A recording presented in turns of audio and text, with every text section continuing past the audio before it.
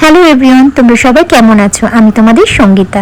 তো আজকে আমি শপিং করতে গেছিলাম জয়ন্তর জন্য, জয়ন্তর ভাইয়ের জন্য আর ওই বাড়ির মায়ের জন্য, কারণ কালকে ওই বাড়ির বাবার বাৎসরিক। তো ওই জন্য আমরা কেনাকাটা করবো বলে গিয়েছিলাম। তো জয়ন্তকে আমি ডেকে নিয়েছিলাম, কারণ ওদের জামাগুলোর সাইজগুলো যদি না হয় ওই ভেবে। তো আমার কেনাকাটা মোটামুটি কমপ্লিট হয়ে গেছিলো সবার জন্য নেওয়া হয়ে গেছে। তারপর আমরা বাড়ি চলে গেছিলাম। আর আজকে আমার যেতে যেতে একটু দেরি হয়ে গেছিলো, দুপুর হয়ে গেছে আর এখন গরম পড়ে গেছে। তো দেখো দুজনে কিরকম ভাবে শুরু হয়েছে। তো এসে ওদের দুপুরের খাবারের টাইম হয়ে গেছে, তাই ওদের আমি খাবার দিতে বসে গেলাম।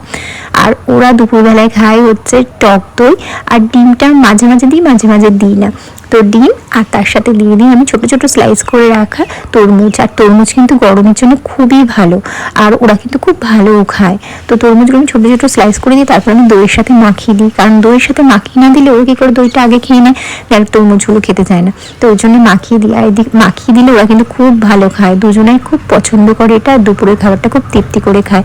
আর ওদের এখন আমি খাবার টাইমটা এখন 2 টাইমস করে দিয়েছি, মানে সকালে খায় আর সন্ধ্যাবেলায় খায় ভারী খাবার, যেটা মানে চিকেন ভাত যেটা।